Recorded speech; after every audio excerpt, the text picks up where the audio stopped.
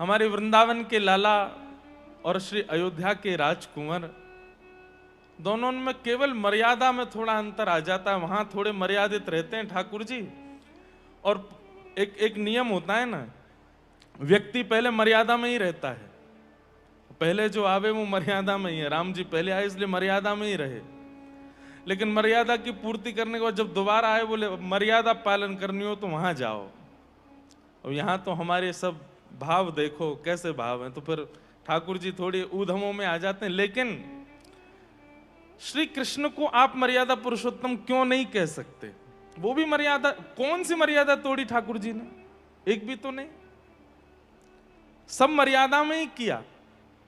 अब थोड़ी नटखट लीलाएं करना, थोड़ी ऊधम आदि करना, ये सब भाव तो सब बालक करते हैं। केवल अगर आप रास विलास के रूप में और कई भावों के रूप में विवाह के संदर्भ में आकर के श्री कृष्ण को अगर आप केवल लीला पुरुषोत्तम कहते हैं, तो अभी राम जी के अंदर की बात आपको पता है नहीं है। और पता करनी हो तो फिर जाइए श्री अग्रदास जी की वाणी पढ़िए, उनके पद पढ़िए, श्री चंद्र कला जी के सुंदर भाव सुनिए। अभी सुनाएंगे धीरे धीरे। देखो एक बात आपसे पहले ही हम बहुत स्पष्ट रूप से कह दें, सोशल मीडिया का टाइम है, लोग बातें काट के कुछ भी रूप में डाल देते हैं। हम पहले ही स्पष्ट कर दें, ये सब जो वार्ताएं हैं ये बहुत गूढ़ हैं और बहुत गोपनीय हैं। ये कहीं कहने वाली तो नहीं है, लेकिन क्योंकि ये स्थान श्री रवासा धाम, यहीं से इस रस का उजागर किया गया, इसलिए यहां अगर कह दें तो बस आप सौभाग्य मानिए कि आप सुन रहे हैं।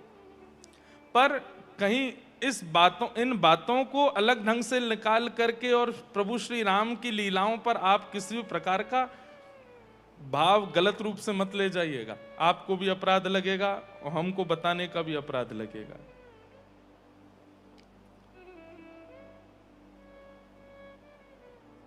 केवल रास के रूप में आप ठाकुर जी को लीला पुरुषोत्तम कह देते हैं।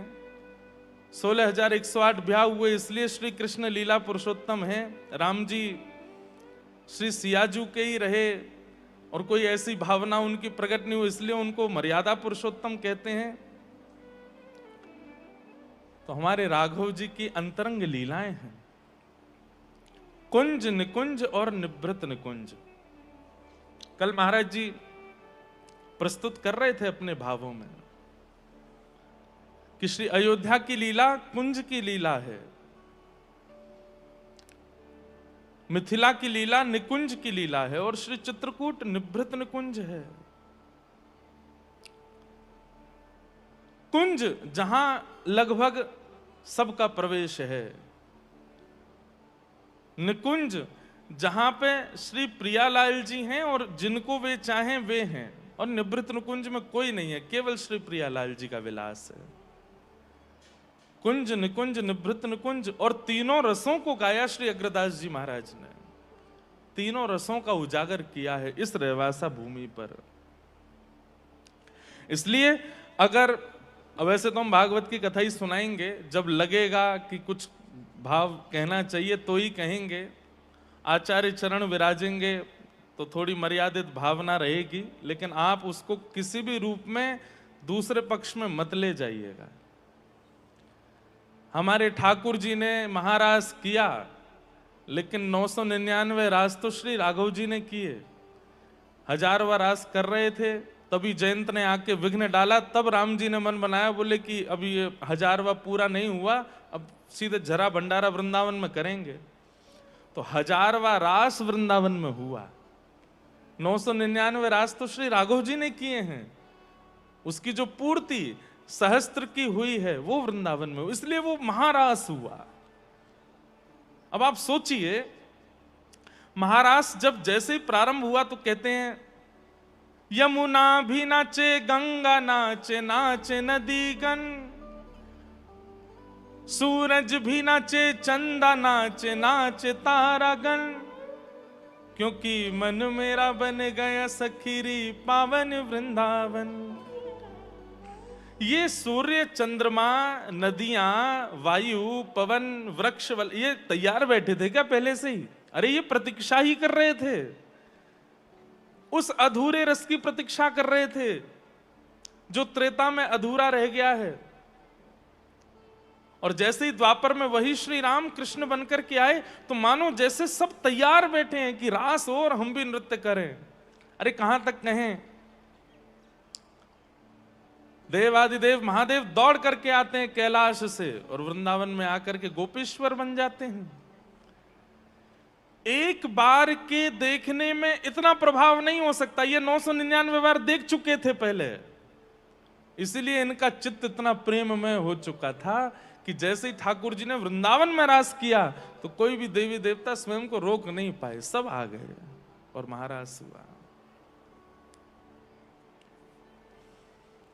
ऐसे हमारे ठाकुर जी की लीला है, उसमें किसी भी प्रकार का भेद मत रखिएगा। वास्तव में तो आनंद तब आवे कि जब राघव जी की लीला सुनते सुनते लगने लगे कि नहीं तो ठाकुर जी की लीला है, वृंदावन चंद की लीला है, और श्री वृंदावन चंद की लीला सुनते सुनते लगन लगे कि ये तो राघव जी की लीला है, तब समझो कि अब पूर्ण वैष्णव भय हम, अब गुरु कृपा भई हम पे, ये भेद न रहे। ऐसे श्री प्रिय मिलन महोत्सव में हम आप सब लोग आनंद ले रहे हैं। थोड़ी सी भागवत की कथा को प्रवेश कर लें, फिर उसी के बीच में जो भाव प्रकट होंगे उन्हीं भावों पर श्री आज चंद्रकला जी के प्रादुर्भाव की कथा सुनेंगे। बहुत सुंदर लीलाएं हैं, सब श्रवण करेंगे। बोलो वृंदावन बिहारी लाल की जय। कल हम लोग श्रवण कर रहे थे कि सूत जी महाराज सौनकादि ऋषियों को उत्तर प्रदान करते हैं। तत्पश्चात भगवान के अवतारों के विषय में बताते हैं, कितने अवतार, कैसे कैसे अवतार ठाकुर जी के हुए। वैसे वास्तव में तो अवतारा असंख्येय, ठाकुर जी के अवतारों की कोई संख्या नहीं है। एक बात आपको हम बहुत स्पष्ट रूप से कह दें कि ठाकुर जी की लीला में संख्या शब्द है ही नहीं, असंख्य है। करुणा भी असंख्य है, प्रेम भी असंख्य है, उदारता भी असंख्य है, ज्ञान भी असंख्य है। ठाकुर जी के संपूर्ण भाव में असंख्य है, संख्या नहीं है। ऐसे ही अवतार भी ठाकुर जी के असंख्य हैं। जब स्वामी श्री हरदास जी ने गाया तो उनके हृदय के ठाकुर जी बिहारी जी बन के आ गए। जब श्री हितरवंश महाप्रभु ने पुकारा तो उनके लिए श्री राधा वल्लभ लाल जी पधारे। हमारे श्री मलुक दास जी ने पुकारा तो श्री मलुक बिहारिणी बिहारी जी पधारे। श्री अग्रदास जी ने पुकारा तो श्री जानकीनाथ जी स्वयं कृष्णदास बिहारी जी से इनके पास आ गए। ये सब ठाकुर जी अपने भक्त के हृदय की स्थिति देख करके उसके लिए अवतार धारण करते ही हैं। जैसी भावना चित्त में आप रखते हैं वैसे ठाकुर जी आपके लिए आ जाएंगे और वैसी भाव से ही आ जाएंगे। इसलिए अवतार कोई संख्या में नहीं बंधे हैं, असंख्य हैं ठाकुर जी के अवतार। अभी भी हो रहे होंगे, अभी भी चल रहे होंगे कहीं ना कहीं ठाकुर जी के दिव्य अवतार। भगवान के अवतारों के विषय में बताते हुए श्रीमद् भागवत की रचना का भाव प्रस्तुत किया। वेदव्यास जी महाराज ने भागवत की रचना की। क्यों? जब इतना कुछ लिख चुके थे तो श्रीमद् भागवत की रचना और अधिक करने की क्या आवश्यकता थी? पहले ही मानव कल्याण के लिए इतना सब कुछ लिख ही चुके हैं श्री व्यास जी महाराज, तो फिर भागवत की रचना का कारण क्या बना? असंतोष, चित्त में असंतुष्टि है। व्यास जी अपनी लेखनी से, अपने कृत्य से, अपनी रचनाओं से थोड़े से मन में ये भाव रखते हैं कि अभी लगता है कि कुछ रह गया, कुछ छूट गया, कुछ कमी रह गई है। निर्माता जानता है कि मैंने वस्तु कैसी बनाई है, भले ही आप लोग उसकी कितनी भी प्रशंसा करो, तुमने बहुत अच्छा बनाया, तुमने बहुत ही अच्छा किया, लेकिन प्रस्तुत करने वाला जानता है कि अभी मैंने परिपूर्ण दिया नहीं है। ये मेरी प्रसन्नता के लिए कह जरूर रहे हैं, पर अभी ऐसा बना नहीं है जैसा मैं चाहता था। कोई भोजन बनाना जानता हो, अच्छी अच्छी सब्जी बनावे, मिष्ठान बनावे और किसी को पवावे, भाई पाना कैसा है, और पाने वाला बेचारा बुराई तो करेगा नहीं, बोल बहुत अच्छा है। लेकिन वास्तविकता यह है कि बनाने वाले को पता ही होता है कि अभी इसमें कुछ छूटा है। व्यास जी को भी पता है कि जो रचना मेरे से हुई हैं उनमें कुछ तो रह गया है, इसीलिए मेरे चित्त को संतुष्टि का अनुभव नहीं हो रहा है। तभी वहां नारद जी का आगमन हुआ और श्री नारद जी महाराज ने आकर के व्यास जी से कहा, व्यास जी क्या बात है, इतने दुखी क्यों हैं?